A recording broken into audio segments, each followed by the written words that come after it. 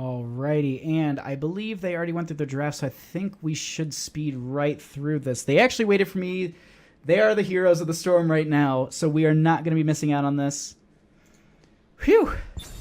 So, lesson learned, you have to take the full 2-hour block in between games.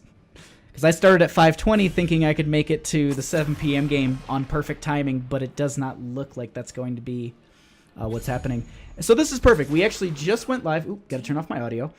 We just went live, and they are just running through the draft really quick, actually just to tell everyone what it is.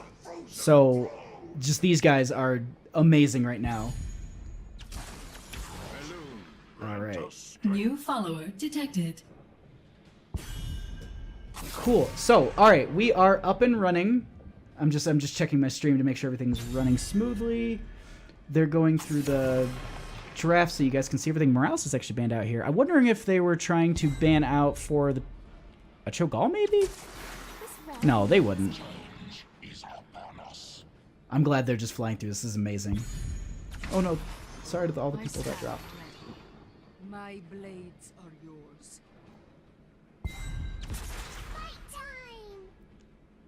Okay, cool. All right, we are back.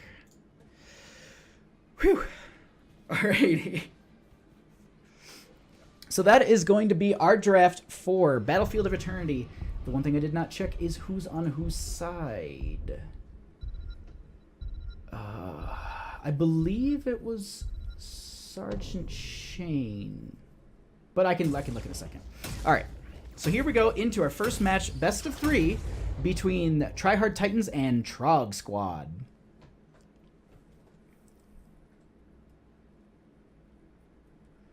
Alrighty, and on the left-hand side, we are going to have the Tryhard Titans with Sergeant Shane on Dahaka, Average Oddity on Brightwing, Luciferus on Greymane, your buddy JD on Li Ming, and Big Dazzle on Anubrak. That is Tryhard Titans. On the right-hand side, we have Trog Squad with Donesian on Arthas. Oh, I have to do this when we load in. Sorry. Floors Lava on Sonya. That's actually a really good name. Serho on Genji. And Murderface on Malfurion. And Jainka on Vala. That is going to be Trog Squad. Alrighty. So, first level pickups here. We are going to have the Hot Pursuit from Vala, the Moonfire... the Moonburn from the Malfurion. The battle begins in Nothing too out of the ordinary. The Unfurling Spray from the Brightwing. 5, 4, 3, 2, 1. We cannot All right, and here we go into this match. So we're going to have the Dahaka soloing against the Sonya, which that makes complete sense. They're two strong solo laners. They literally... I don't think really Dahaka has too many mana issues, so he doesn't really need to worry about going back too much and going for that. And, well, Sonya doesn't have to really worry about that ever because she builds her own mana. Alrighty. We do have an orb coming out from Li Ming. I'm just checking into this laning matchup in top, and it looks like this is just going to be some easy fair play in top. No big... rotations or any kind of picks that are going to be happening here. It's just going to be laning for the first 1 minute 45, trying to just get closest to 4, if not get 4, so that way you can transition into the Immortal first phase with your level 4 talents. We're going to see Genji diving into this back lane. He's going to immediately be polymorphed. And it's going to be a really hard counter to Genji, I think. The polymorphs are going to be... If he dives in and he doesn't have the ability to dive back out, Genji's going to be definitely hurting in this late game here. Especially with, and I'm hoping for it, the 13 pickup Criterize for the vulnerability. That's going to be, you can get some, I mean, if you just get a collapse from the Greymane, that's a reset for the Li Ming. So this comp from Tryhard Titans is definitely something to fear, but at the same time, on the side of Trog Squad, they are going to be... They've got a really good Immortal Burn, and they've got a lot of sustain and health. I shall purge your evil. So I'm wondering, because, like, you know, Arthas at 10 can heal himself. Sonya has just a lot of utilities baked into her kit for healing. The spin, she took War Paint at 1, so her basic attacks are doing healing her as well. And it looks like we're just, during this first phase, we are going to be having the 2 Immortals just being raced by both teams. With the Immortals, you know, if they're, in our last game, we literally just saw a different, you know, 2 other teams playing on this map. Having the Immortal with full shields literally makes such a difference rather than when you just race them like this, because an Immortal with full shields, we saw just now, pushed into a fort. Oh, and they burned that thing down on the side of Trog, on the side of Trog squad. They definitely burned that down, and that's the utility that you get out of Vala. And I just realized that she didn't go actually Hungering Arrow build, which is typically what you'd expect from her on this map because of the way that it just scales and how much damage you can do. I mean, you can late game you're doing like 1,000 damage per Hungering Arrow, and it's just ridiculous how much you can do. You can chunk these Immortals. I forgot to get water in between transitions because I literally stopped the stream and started it right back up. All right, so here we have the Immortal pushing, and we're going to have the Sonya Dahaka in bottom. And this is what you typically want to expect from an Immortal push. They're going to be pushing into the gate, confirming the gate, maybe doing a little bit of damage to the fort, but not much at all. We should be seeing Trog Dog back off here. They're not going to want to be forcing the tower just for a death. But overall, with the experience, the side soaking from the Sonya and the Dahaka, it's honestly... The teams are literally almost the exact same amount of experience still. We are going to see the 4-man going in for this camp right here. Tryhard Titans, I think I'm just going to call you Titans because it's a mouthful. Or Triple T. Nope. I don't know why I thought H was a T. Good job. So we'll just call it Titans and Trog. We're going to see the Anubrak falling there over this camp, and it looks like that will be picked up on the side of Trog. Critterizes at 16. I just peeked over at chat. Thank you. It's always like 13s and 16s. I always like mix them up because I don't know. I also don't play a lot of supports, so I just have to rely on my friends to correct me whenever I do that.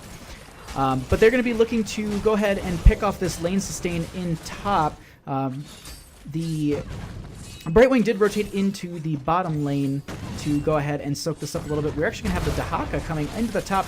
I think they're going to go ahead and try and get a drag, but Dahaka is extremely far forward here, getting chunked down by that Genji and that Vala. And in bottom, we're going to have Sonya really starting to push into this Brightwing. And I'm wondering... Okay, so Dahaka did go back. I don't think he has Brush Stalker yet.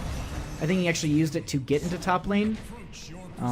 Definitely him being up there helped save the fort, but at the same time, the Brightwing split soak, I don't know if that was really worth it. So we are going to see this camp picked up right as the Immortal is popping on the side of Trog. And we're just going to have them, it looks like they're going to try and just, both teams are just getting camps at this point. They're having the Grey Mane soloing this one, but at this point the team has finished their camp first on the side of Trog, and they're going to be pushing down that Immortal, or burning down that Immortal very quickly. Alright, and we are seeing them position for this next one. It looks like Titans will be going ahead and trying to defend this. There is the Dahaka rotating into the top, excuse me, the Dahaka rotating into the top lane, trying to get that deep push. He probably does have Brush Stalker at this point, so he can come in behind someone, try and get a pick, but it looks like the control that is on, ooh, that deep dive from Anubrak.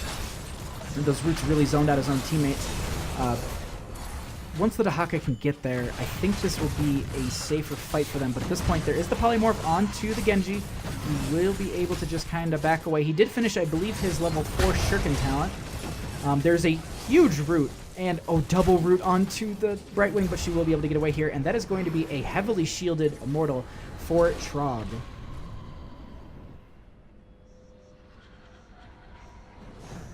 Alright, and it will be coming into this bottom lane.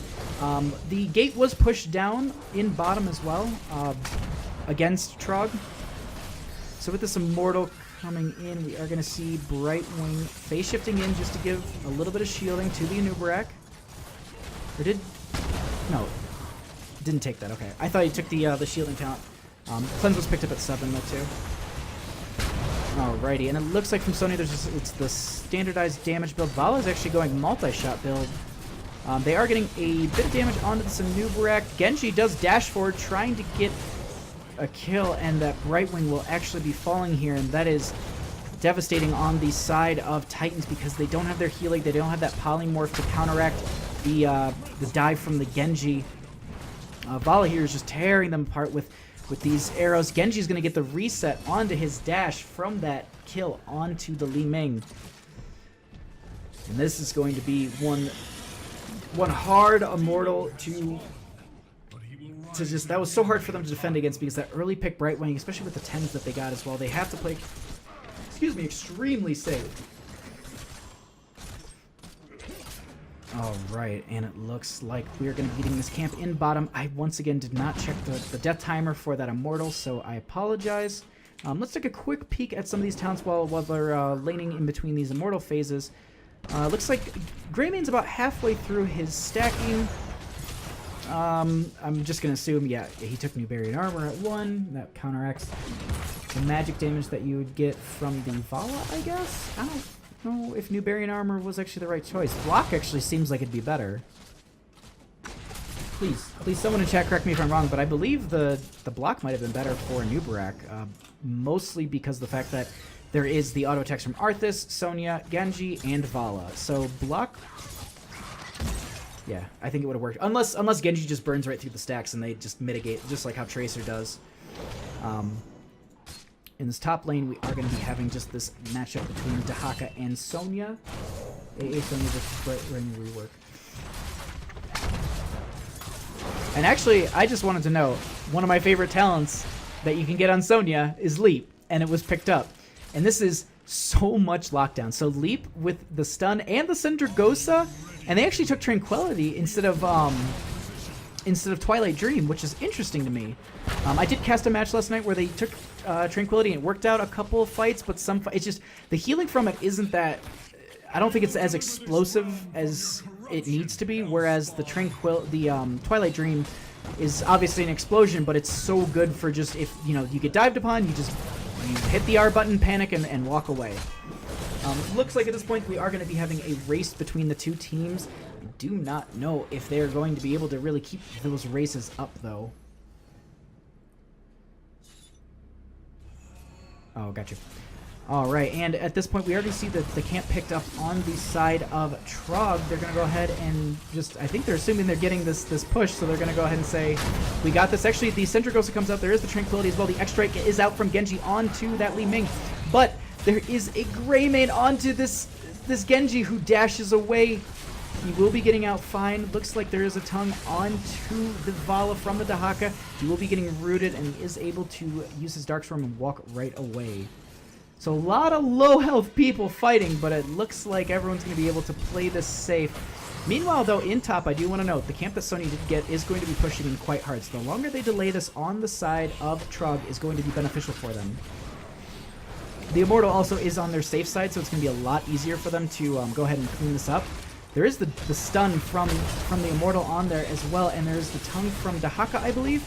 The Polymorph from Brightwing, but Dahaka will be actually jumped upon by the Genji, and this looks like this Immortal will be going over to Trog, unless Titans turns around and melts theirs down. The Greymane has been doing work this entire time, but it's no match for an actual 4-man on that Immortal.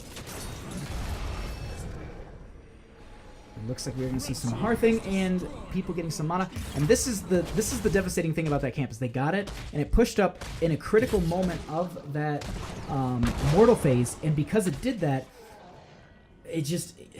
they got a free fort out of it. And there was no way Titans could have responded to that because of the fact that they had to be on that Immortal. They had to defend it. They didn't want to give over a full shield Immortal. If they could buy time for the Greymane to potentially get that, it would have been theirs. But unfortunately, they got dove upon, and this is also going to be a talent tier down defense.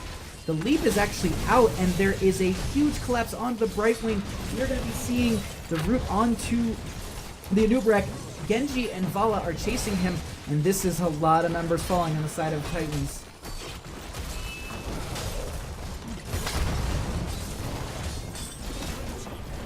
And this is going to be the first keep of the game. There is going to be a Greymane falling here as well. And unfortunately, this looks like it is going to be the Death March from Trog Squad. We do have some of the members coming up right now. They can fight this back. Li Ming does have extremely good defense, but this Immortal is really chunking. And with these members just kind of just coming down onto this Oh, man. The Brightwing Emerald Wing tries to push them away, but it looks like the Immortal will be confirming this. GG's, and the first game goes over to Trog Squad.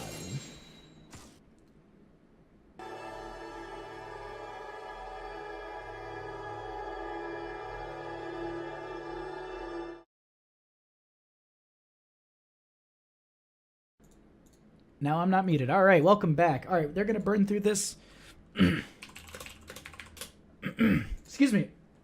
I took a sip of water and it just like puts like something just like perfectly like unleveled in my throat. Hold on 1 second. All right, there we go. All right, cleared my throat loud enough that I didn't want to like blow out your guys' ears. So they're gonna go ahead and just burn back through this draft until they are ready to go back into their drafting. So I believe we left off with me repeatedly asking for a Cho'Gall. And I'm still hoping for that. I am hoping out against hope that we still get a Cho'Gall. Oh no. We have some graphical... There we go. Okay. That was really odd. Blizzard, what the heck? Alright, Morales will be picked up here with the Anubarak as well. For the frozen throne.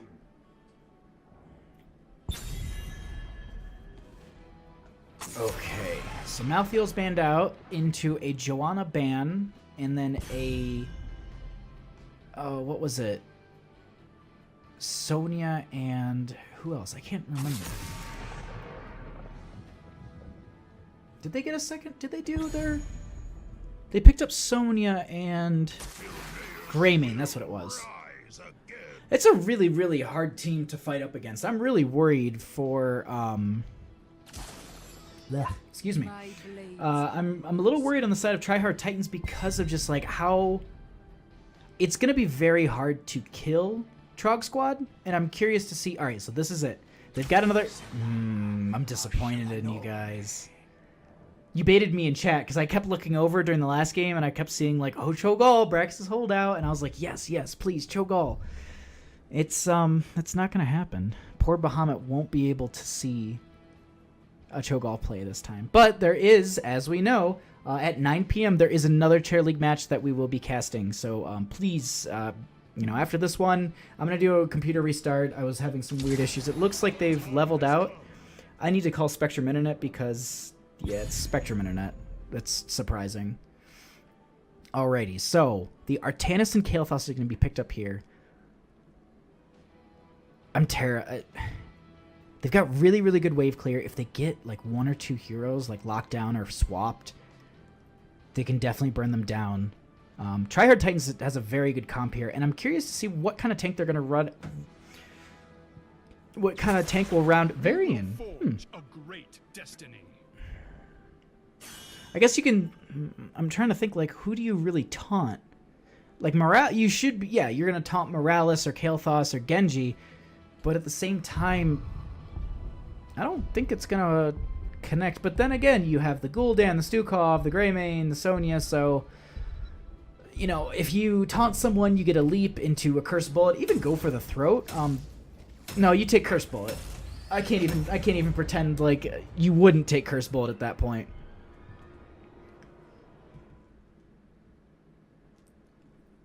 All right, and on our left-hand side, we are going to have the Tryhard Titans with Sergeant Shane on Anubarak, Average Oddity on Morales, your buddy JD on Kael'thas, Big Dizzle on Artanis, and Luciferus on Genji. On the right-hand side, we are going to have the Trog Squad with Murderface on Varian, Griffin, I think, on Gul'dan, Floor is Lava, still the best name, on Sonya, Jamaica on Greymane, and Shiro on Stukov.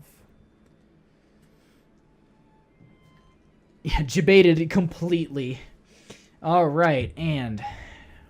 So, laning matchup-wise, I would probably assume you're going to have the Artanis versus the Sonya, and then you run like a 4-man and bottom with the Greymane. But even then, the lanes are so short, you might be able to do like a 2-3 and just like split it up, do like the Kael'thas Morales and Artanis, then throw your Anubarak Genji in top. and have your Gul'dan Varian Stukov in bottom, then do the same Sonya Greymane in top. That might work out. The dive onto the Morales, and I don't think KT has like enough damage to deal with the Sonya and the Greymane, so that might work out very well. Also, I'm staring at it and I'm just like in awe. Just 1,373 like player level. It's just so cool. Like it's just when you see something above 1,000, it's so rare at this point. I think I'm only at like 780, near 780. I think I can't remember. All right, and into this first game we go. Your buddy JD is actually going to be taking Convection here, so look to see them play extremely safe around that Morales early game, just to keep himself alive. So it looks like we're actually going to have Sonya versus Artanis in top, and then we're going to have the 4-man in bottom. So we'll be primarily focusing on this bottom lane matchup.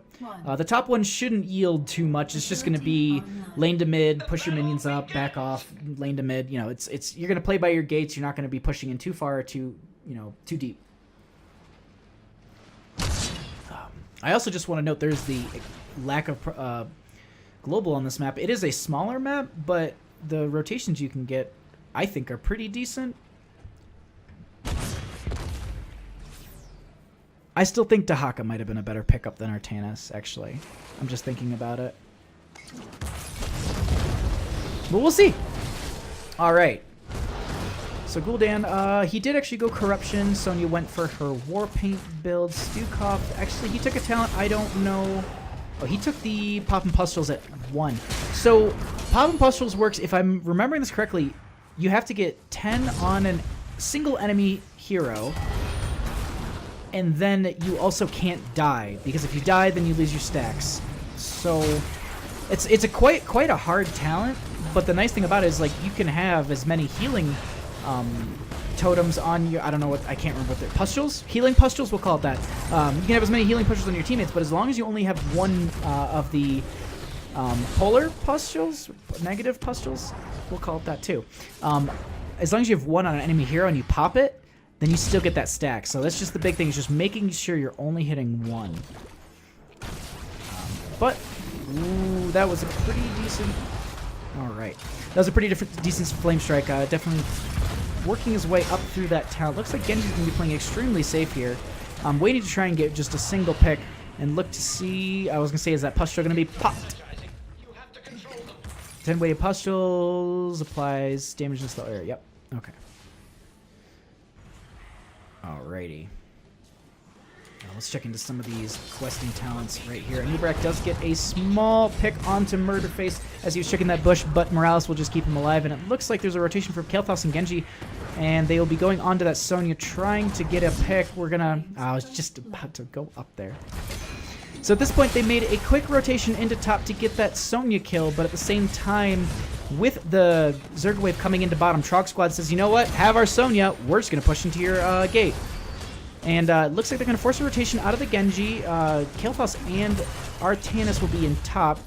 Okay, Kael'thas will have to make that rotation because, of course, he needs to be building stacks. He shouldn't be, pushing into a gate too hard here. All right, so Kael'thas is rejoining the team. While people are getting their... Oh, no, we're going to be having an engagement onto the... Oh my god, the Anubrak gets body blocked by Trog Squad, and it looks like... Actually, at the same time, though, they do lose their Anubrak, but they also get the channel for at least 26%, which is still a significant amount. Look to see Sonya probably capitalizing on this in top. Actually, no, the Artanis is just blocked by her icon. Once again, we are going to have the Genji rotation, so it looks like Sonya will be falling here. Nope. She is going to back off and play safe. Genji just kind of playing near that boss. He can dive through the wall in each direction, get near and hop onto an enemy team, or an enemy, get some damage out. Nubrak will burrow out. He will play safe. So long as Kael'thas doesn't get picked off here, he's definitely going to be able to chunk out some of these heroes and start working through his quest a little bit. He's only on 3 stacks currently, but over time those will start to scale pretty well. There is the dash forward from Genji onto the Gul'dan. He will be starting to drain his life. He has the flip away. Murderface doesn't have a lot of mana here to work with, so at this point, they are getting bullied pretty hard from Tryhard Titans. Excuse me. This will be 92%, so it will be getting close, but Sonya's actually got the top. I think Artanis needed to Hearth back. Yeah, he needs mana and health. He does tap as well. He will be coming in here. Genji will be getting the counter. The swap does not connect. Sonya's seeing that it's the Genji once again. She just says, you know what, I'm going to play safe. But at the same time, with that Hearth, in bottom lane, Trog Squad said, you know what, you'll push us out of top, but at least we can work on this fort a little bit. Genji getting significant damage off from that fire, from that flame strike, and the grenade that knocked the Stukov out of position. That it was so good. The Genji dives in. They are going to be collecting another kill, and this is going to be channeled actually on the side of Trog Squad, but it should be counteracted. They'll get about 60 or so %. Varian actually ended up falling there too. I think over from dots. Maybe from a pyro bomb. I don't know what killed him. I apologize for missing that.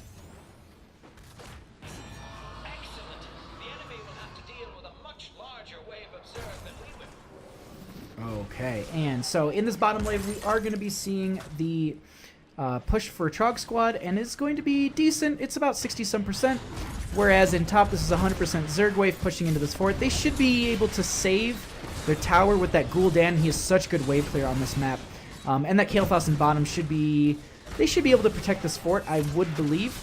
But with their team a little bit spread out here and only having the Sonya and Stukov up here, it is a little bit hard. They do lose their lane sustain. They are going to have to play extremely safe on the side of Tryhard Titans. At the same time, though, Trog Squad will be going ahead and guaranteeing that fort in bottom. And actually, they did the opposite of what I thought they would be doing here. We are going to be seeing this Artanis falling down from the slow as well as the dots that you get from that Gul'dan. While some of these rotations are happening and the camps are going to be picked up any second, while this bottom is being cleared out. Let's take a peek at what people have done stacking-wise. It looks like Gul'dan is getting close to his. Greymane's about, I'd say, a third of the way through. Stukov's a third of the way through both of his, so look to see him kind of explode. And Kael'thas is halfway through his stacks as well. In top wave, they're going to go ahead and just push this in while they have the advantage of the 4-man. They can see a couple members in bottom. They're going to be rotating up here. They take out the gate, which is extremely strong because, one, there's a experience buff for taking out those 2 towers, and 2, the next Zerg wave for Trog Squad will be pushing in top lane. So taking out that gate hinders Tryhard Titans from being able to hide behind the gate, throw out damage from their Kael'thas, throw out some damage from Morales to displace them, get the Genji, you know, throwing out some shuriken. So this is definitely a strong move and a bold move on the side of Trog Squad.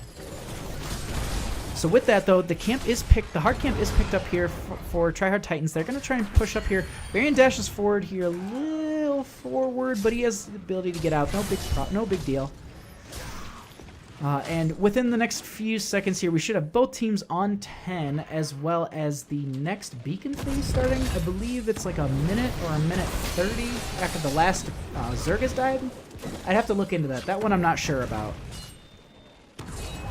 So we are going to have the Greymane still in bottom. We're going to have this 4-man in top. They're definitely just kind of... They're playing extremely safe here. They don't want to die and get caught up by anything. It looks like Morales did not take Stim Drone. I mean, who would she really put it on, per se? So the medevac, and especially with the medevac 20 level up, is extremely useful because it actually, if you jump in there, it does give your teammates some healing.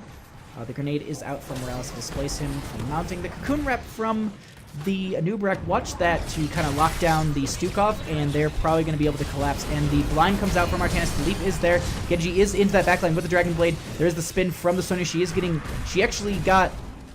Excuse me, she got web wrap. The swipe actually from the Stukov, not the push. The Kael'thas Pyro Flame Strike is there. Sonya is so close to dying. Genji does get the kill with the dash forward. He dashes back into the enemy team, trying to get a little bit more damage onto them. Anub'arak is so close to dying. The Screaming is doing so much damage. We are going to have the Kael'thas falling, and that is going to be the loss of all of his convection stacks. At this point, though, the Greymane will be going ahead and confirming this top beacon, and they're going to be chasing these guys away, and there's the taunt from the Varian onto the Anubrak. There is the pushback from the Artanis. He does get the swap onto him to slow him down. They are going to be trying to get this stun from Anubrak, but it will not be working out. Greymane will be rotating into bottom lane, going to tap as well, and going to go ahead and get this bottom beacon, and that is going to be charge for Trog Squad. Ooh, he doesn't see this Genji here, and Genji's extremely... he doesn't get the actual... he doesn't get his reflect off before the cursed bullet. And does it pierce through the reflect? I'm curious. That's something I'm going to have to test out.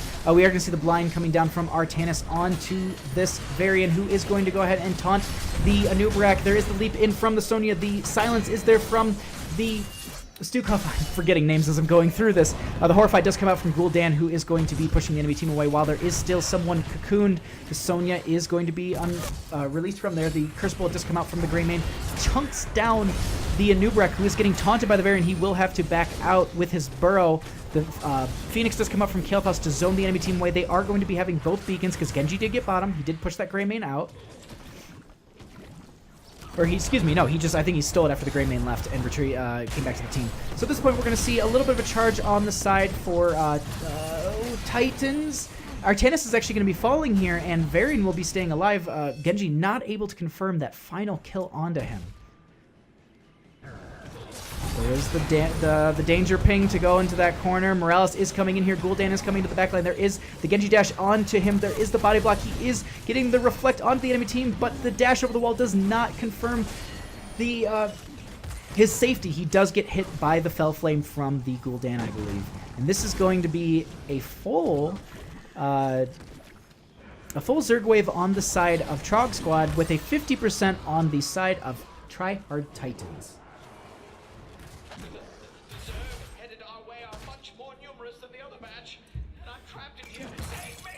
I do believe that the 20 should be the medevac upgrade because of the fact that if you do take that, it does provide, like, if you are getting damaged, your teammates can jump in there and it does provide some healing to them, which is extremely useful in a situation where, you know, your team's dying.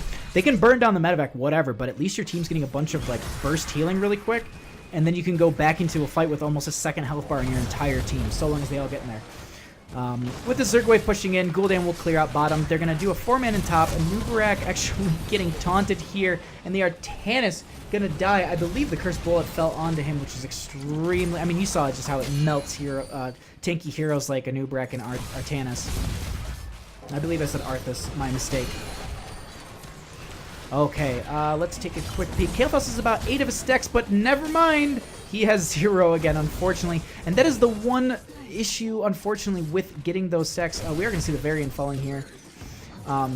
This should be Genji getting a kill because he's extremely sticky. This is going to be another kill because just it's Genji and he's way too sticky.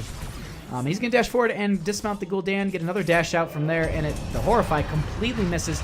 All of the abilities baited out from the Genji, and it looks like Anubrak will be able to probably burrow. He gets the stun off. He burrows for the secondary stun. The silence is out from the Stukov. So is the negative charge. There is a kill onto the Morales, though. Unfortunately, poor Morales. Okay, so questing talent-wise, it looks like Stukov is done with his first and second, as well as Gul'dan, and Greymane should be finishing his soon. One thing I wanted to note about the convection thing is, like, one of the biggest issues I have with it is if you die once you get, like, near 18, it almost feels like it's impossible to ever, like, get to that finished point. Typically when I see a lot of KTs that die from the first, it's nothing against the actual player or anything, it's just like what ends up happening, and I've always noticed this, is that the KT, I honestly never see them finish their stacks by the end of the match once they lose them at this point, because it's just like 13 minutes in, it's just so... There's so much time lost of getting stacks and playing extremely safe, and like at this point it's like you played safe for 13 minutes, you can't keep playing safe as KT. You need that, you need those 20 stacks to really explode as a hero. So unless he gets like four blasts on 5 heroes at a time, I really don't see him finishing these out by the end of the match. Okay. This is scouted out from the the Varian. Artanis. Artanis is actually pushing up top and will probably be confirming a fort here. The next Zerg wave will be in top lane, so this is extremely strong for the Tryhard Titans to be doing, but the leap is in from the Vala. The Horrify is there, the taunt also, and this is going to be a dead bug. Genji is going to be coming out here. Looks like he's just going to be kind of just getting a little bit of damage out, scouting out. I think at this point he's just really trying to dismount them and just, you know, delay them a little bit here.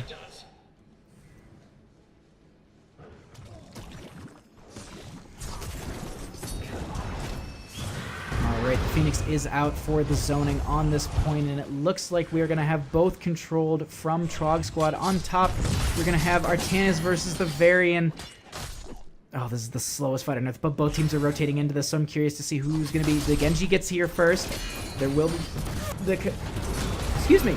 The Curse Bullet hits the Genji, which will be chunking him down quite a bit. The taunt is there, but the actual anti-synergy of the Whiplash will actually be pushing the Artanis away into safety. There's a huge blind on the enemy team, but there's no follow-up. It does protect the Artanis from dying.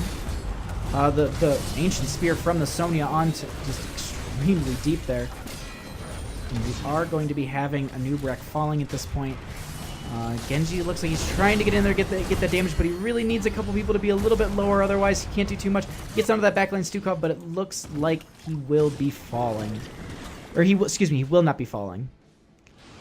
Morales does use her medevac to get to bottom, and it does look like they'll be able to save this. 8% left, but at this point we are having the enemy team taunt this Genji. There is the healing onto him. The Phoenix does come out for the zoning. And actually, I'm completely wrong. This KT, he's already... I'm actually going to say his name. Your buddy JD. He's already at 9 stacks, so I'm curious to see if my thoughts are completely wrong in this. But typically, from my experience always, it's just... If you lose it, you know... If you don't use it, you lose it. It's that kind of thing. So this will be a strong bottom push for Trog Squad. The gate is still up, so they can play safe behind this. Look to see... Alright, so there's the deep push in top from Anubarak and Kael'thas, which will be rotating back with a Hearth. Kael'thas... Alright, so they did just get their 16, so it's even talent here. All the ultimates are up except for... Okay, so the blind does come out. Here we are. There is the dash forward. There is no swap. A lot of the members have the pustule on them. It looks like he has the indefinite pustule. There is a huge curse bullet and leap onto that Artanis, and he will be falling.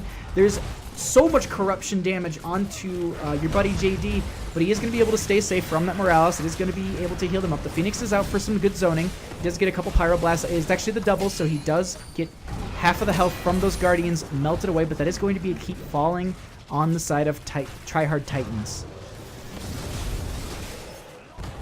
And at this point, they're doing an extremely good job of poking and keeping safe, but Anubarak is going to get Curse Bullet and taunted. There is... Ooh, I think he's... I just looked. He was at 17 or 18, so he should be getting pretty close. This KT actually will finish his stacking, and I'm curious to see if that's actually going to start swaying the momentum of this fight, of this match. Okay, so it looks like he ended up getting that on a minion. There is... And there it is. Okay, so he did get his stacks finished. So now your buddy JD doesn't have to play as safe. He can definitely be a little bit more aggressive in some of these fights.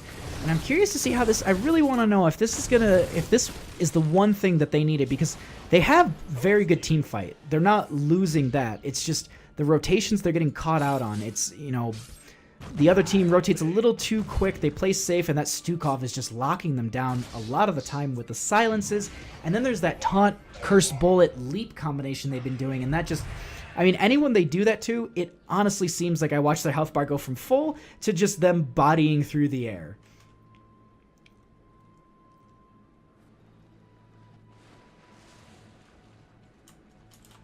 Okay, and with this march here, it looks like they're going to be trying to push this in as far as they can, maybe even try and take a fight.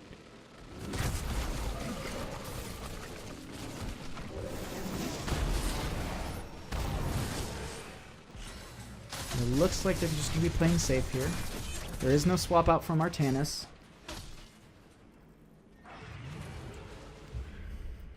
Okay, and it looks like the teams are just trying... Oopsie, sorry very much. I was trying to get the bottom go away.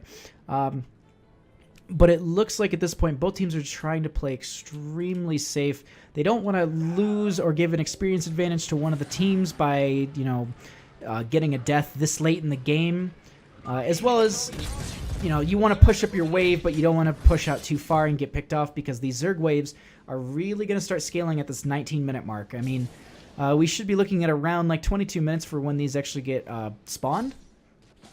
If these get contested a little bit, somewhere around like 22, 23. And that's going to scale pretty well damage-wise. This Genji is going to be trying to scout out some of these rotations. Stukov is caught out here, but the rest of the team is there, and I don't think they realize it. Genji does have the dash out, so he will be okay. Nubrek does get the stun. Kael'thas misses his double flame strike, but he will get the zoning from the Phoenix. Looks like the banner will be coming out from the Varian.